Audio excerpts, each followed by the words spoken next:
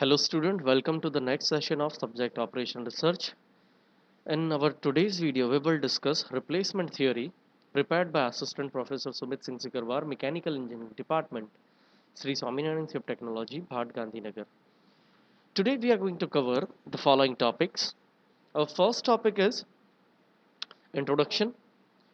After that, we'll see types of maintenance and we'll also see the types of replacement problems. So let us begin with the introduction. Now, what is replacement? So, the replacement problems are concerned with the situation that arises when some items such as man, machines, and usable things, etc., need replacement due to the decrease efficiency, failure, or breakdown. So, हमें किसी भी चीज़ के replacement की ज़रूरत कब पड़ती है? Well we are finding that जब हमें पता चलता है कि उसकी एफिशिएंसी रिड्यूस हो रही है या फिर वो कॉस्ट इकोनॉमिकल नहीं है, ठीक है, उसमें फेलियर हो या फिर कोई ब्रेकडाउन हो. Such decreased efficiency or complete breakdown may either be gradual or all of sudden. So we can classify the replacement problem types in two categories. Either it can be a gradual breakdown or it could be a sudden breakdown. If a firm wants to survive the competition, it has to decide on whether to replace the outdated equipment or to retain it by taking the cost of maintenance and operation into the account. अब देखिए किसी भी firm को अगर competition में रहना है तो वो ओल्ड टेक्नोलॉजी और उसके सहारे नहीं चल सकती, ठीक है. सो उसको टाइम टू टाइम या तो फिर उसको रिप्लेस करना पड़ेगा या फिर कुछ एडवांसमेंट लाना रहेगा, ठीक है, या फिर पर्टिकुलर इंस्पेक्शन थ्रू हमें उसे टाइम टू टाइम मेंटेन करना पड़ेगा. So there are two basic reasons for considering the replacement of an equipment. दो तरह से हम कर सकते हैं, हमें कंसिडर करना पड़ता है रिप्लेसमेंट. फर्स्ट है फिजिकल इम्पेयरमेंट और malfunctioning of various parts. दूसरा है obsolescence of equipment. So in physical impairment or malfunctioning, it refers only to changes in the physical condition of equipment itself.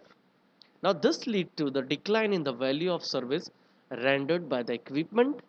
It also increases the operating cost of equipment and while and also it increases the maintenance cost, or you can say that the combination of both.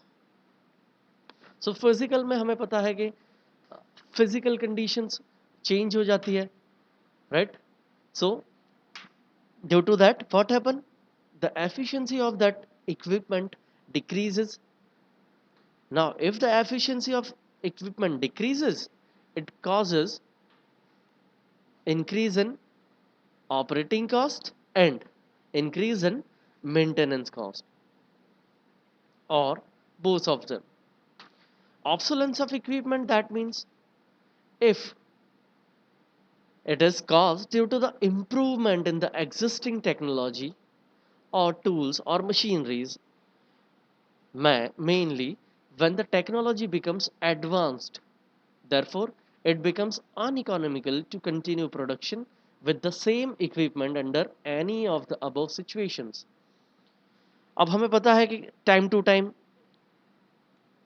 Fast revolution के time में जैसे ही हमें time to time अपनी जो machines हैं उनको change करना होता है, एडवांसमेंट आ जाते हैं. हम मोबाइल जनरेशन की बात करें सो it is very fast, right. तो इसी तरह से जब मशीन्स में एडवांसमेंट आता है तो for any company it is difficult to survive with that particular old technology, right. Hence the equipments are periodically replaced. Sometimes the capacity of existing facilities may be inadequate to meet the demand. Under such cases, there are two following alternatives will be considered. तो हमारे पास दो alternative मिलते हैं उसके लिए भी. पहला है replacement of existing equipment with a new one. दूसरा है argument the existing one with an additional equipment, जिसे हम एसेसरी, देखिए दो तरह से हम कर सकते हैं। कभी कभी होता है कि भाई हमें पूरा का पूरा रिप्लेस करना होता है, या फिर हम उसी इक्विपमेंट्स में कुछ एसेसरीज के साथ में उसे नया सा बना के हम फिर से यूज में ले सकते हैं। Let us move on to next session. वो है हमारा टाइप्स ऑफ मेंटेनेंस। तो हमें पता है कि मेंटेनेंस की ज़रूरत क्यों पड़ती है और मेंटेनेंस की कहाँ ज़रूरत पड़ती है। तो जनरली मेंटेनेंस में हमें पता है it is a time to time or periodically inspection, so that the instrument gives a cost economical or cost effective value, and we need to maintain the quality of product also। ठीक है, तो ऐसे सब कामों के लिए हमें maintenance की जरूरत पड़ती है। हम पीरियडिकली इंस्पेक्शन करते हैं, उसे देखते हैं। अब मेंटेनेंस भी दो तरह के होते हैं, प्रिवेंटिव होता है और ब्रेकडाउन होता है। चलिए हम देखते हैं। So maintenance activity can be classified into two types. It is preventive maintenance and another is breakdown maintenance. अब ये जो प्रिवेंटिव मेंटेनेंस है वो क्या है? So, preventive maintenance is the periodic inspection and service which are aimed to detect potential failures and perform minor adjustments. Also requires which will prevent the major operating problem in future। तो हमें periodically inspection करना होता है। मतलब हम ये सब क्यों करते हैं? पहली बात तो आपको पता है किसी भी मशीन को ऑपरेट करने के बाद आफ्टर फ्यू टाइम्स उसे हमें टाइमली चेक करना पड़ता है कि उसका कोई पार्ट्स फेल तो नहीं हो रहा है, उसके स्मॉल पार्ट्स कोई फेलियर नहीं हो रहे हैं। जैसे अपन कोई भी मशीन की बात करें, अगर एक स्क्रू या नट भी फेल हो जाता है, so the machine gets vibrated. वो मशीन में वाइब्रेशन का अमाउंट बहुत ज़्यादा इंक्रीज हो जाता है, and finally it tends to failure of whole entire machine. तो ये ना हो इसलिए हमें पीरियडिकली उसका इंस्पेक्शन करना होता है। जहाँ पे पोटेंशियल फेलियर है वो पार्ट्स हमें डिटेक्ट करने होते हैं, और वहाँ पे कुछ छोटे मोटे एडजस्टमेंट करने होते हैं। Next is breakdown maintenance. So breakdown is the repair which is generally done after the equipment breaks down. It is offer an emergency which will have an associate penalty in the terms of increasing the cost of maintenance and downtime cost of equipment। अब देखिए breakdown की हमें पता है कि breakdown अगर कोई part ही failure हो जाता है तो मशीन स्टॉप हो जाएगी। मशीन स्टॉप हो गया, बंद हो गई, तो उसके बाद हमें उस पार्ट्स को निकाल के रिपेयर करना पड़ता है। ये हमेशा इमरजेंसी कॉज करता है। एंटायर मशीन को हमें स्टॉप करना पड़ता है, which also reduces the productivity. वो प्रोडक्टिविटी रिड्यूस कर देता है।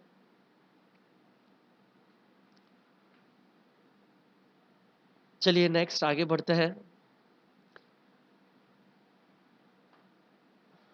Preventive maintenance will reduce such cost up to certain extent. देखिए कुछ समय के लिए तो हम बोल सकते हैं प्रिवेंटिव सही है, लेकिन आफ्टर लॉन्ग टाइम जो प्रिवेंटिव मेंटेनेंस है उसका कॉस्ट हमें ब्रेकडाउन कॉस्ट के ज़्यादा ही मिलेगा।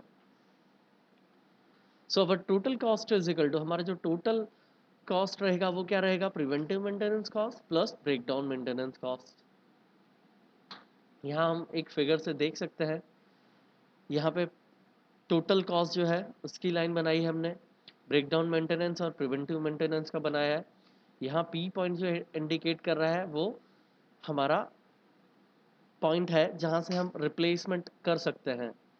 ठीक है, जहाँ पे हमारा कॉस्ट और level of maintenance activities optimal, जो हमारी टोटल कॉस्ट और लेवल ऑफ एक्टिविटी हमारी कैसी है? ऑप्टिमल है।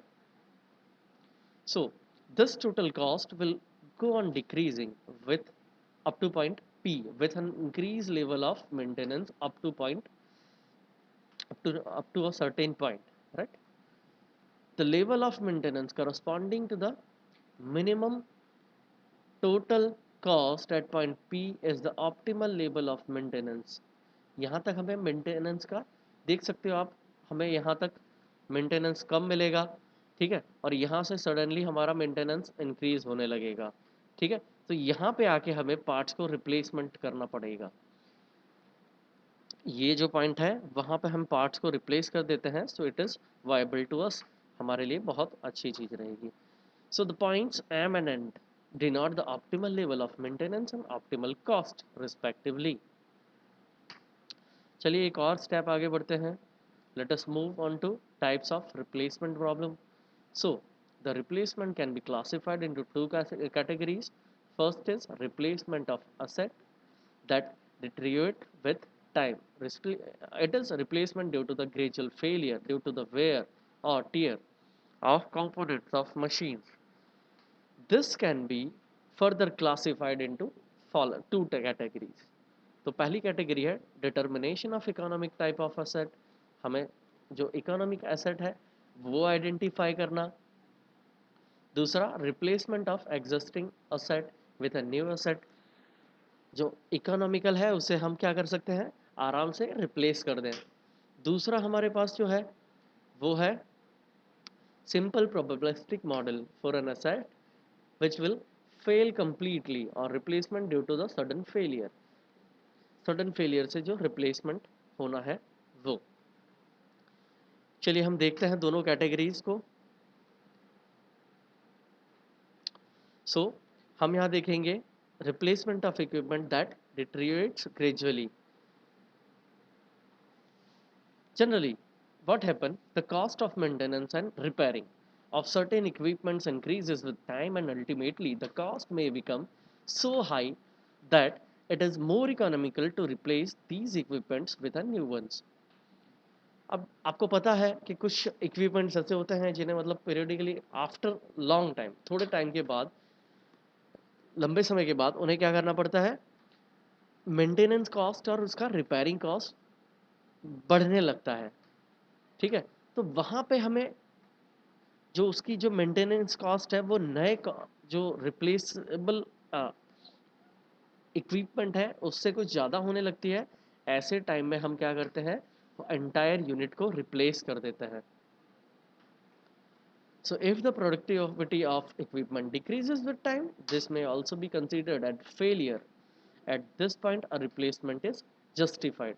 अगर मतलब किसी पॉइंट पे हमें पता चला कि हमारी प्रोडक्टिविटी कम हो रही है, ठीक है, तो हम उस पॉइंट पे हम उसे एक तरह का फेलियर ही कंसिडर करेंगे और वहाँ पे हमें अपने एंटायर यूनिट को रिप्लेस करने की ज़रूरत पड़ेगी। The cost associated with ageing increases at an increasing rate, whereas the resale value of the equipment decreases at an increasing rate. अब कभी कभी होता है कि भाई हमें पता है कि cost of ageing that means अगर एंटायर स्पान मतलब उसकी लाइफ कंसिडर करें किसी इक्विपमेंट की, तो जैसे जैसे उसकी लाइफ ज़्यादा होने लगती है, लाइफ स्पान बढ़ता है, हम उसको जितना ज़्यादा यूज़ करते हैं उसी तरह से उस एंटायर यूनिट की रीसेल वैल्यू जो है वो घटने लगती है और यहाँ पे हमें रिप्लेसमेंट की ज़रूरत पड़ने लगती है। The optimal replacement policy for such items is to replace the equipment at point where the total curve intersects. हमें पता है कि भाई जो हमने लास्ट प्रीवियस उसमें देखा है स्लाइड में कि अगर हमारा टोटल कॉस्ट है और जो प्रिवेंटिव मेंटेनेंस है, ब्रेकडाउन मेंटेनेंस है, उसका जो कर्व है उसमें एक इंटरसेक्शन पॉइंट पे हमें टोटल रिप्लेसेबल एंटायर यूनिट को रिप्लेस करना रहता है। आप देख सकते हैं यहाँ पे ऑल ऑफ सडन यहाँ पर एक ऑप्टिमल रिप्लेसमेंट कॉस्ट के बाद तो टोटल कॉस्ट इंक्रीज होने लगती है, वहाँ हमें आइटम को रिप्लेस करना रहता है।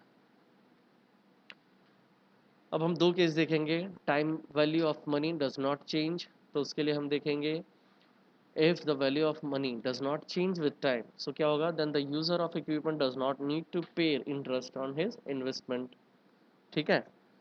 So we wish to determine the optimal time to replace the equipment, ये हम याद रखेंगे बिकॉज ये जो हमारा रहेगा इस पे से हम न्यूमेरिकल सॉल्व करने वाले हैं।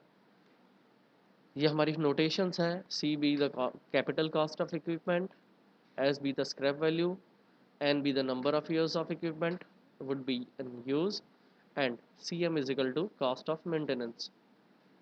ATC, ATC is average total annual cost. We had two possibilities there. पहली जो पॉसिबिलिटी है, time T is a continuous random variable, जो कंटिन्यूस रैंडम वैल्यू है, चेंज होता रहता है अलग अलग तरह से। तो ऐसे केस में हम क्या करेंगे, हम जो उसका रेट है डिट्रीवेशन का, जो फेल होने का रेट है, वो कैलकुलेट करेंगे, उसको मॉनिटर करेंगे, और after N number of use उसकी जो टोटल कॉस्ट है वो चेक करेंगे। So the total cost is equal to capital cost minus scrap value plus maintenance cost. It is denoted by, that is equals to C minus S plus integration 0 to n Cm T, यहाँ पे T variable है, change हो रहा है, so T into dt. Now total annual cost is equal to 1 upon total cost, 1 upon n into total cost, number of years से हम division करेंगे। ना फॉर मिनिमम कॉस्ट हम क्या करेंगे, नंबर ऑफ ईयर से डिफ्रेंशिएशन करेंगे and will make it zero. तो इस तरह से हमें कुछ टर्म मिल जाएगी। अपॉन सॉल्विंग इट तो will be able to calculate the maintenance cost और annual total cost. Here also if d square a n upon d n square is greater then equals to zero, ये कब possible है, when c m is equal to A n. That means when the maintenance cost becomes equal to average annual cost, the decision would be taken to replace the item. दूसरा case है हमारा, time is a discrete random variable. So in that case हमारा जो annual maintenance cost है that is equals to 1/n of total cost हम ले लेंगे, और ये जो मेंटेनेंस कॉस्ट है नंबर ऑफ ईयर्स में हम जो टोटल मेंटेनेंस कॉस्ट कर रहे हैं वो कैलकुलेट कर लेंगे। ए एन इज मिनिमम, कब मिनिमम है, when N plus N is greater then equals to A N, मतलब नंबर ऑफ ईयर्स से हमारा जो एनुअल कॉस्ट इंक्रीज हो जाता है तो हमारा वो मिनिमम कॉस्ट का आ जाएगा, वहाँ पे हमें रिप्लेसमेंट के लिए ऑप्शन मिल जाता है, यहाँ पे हमें आइटम को रिप्लेस करना होगा। Thank you for watching.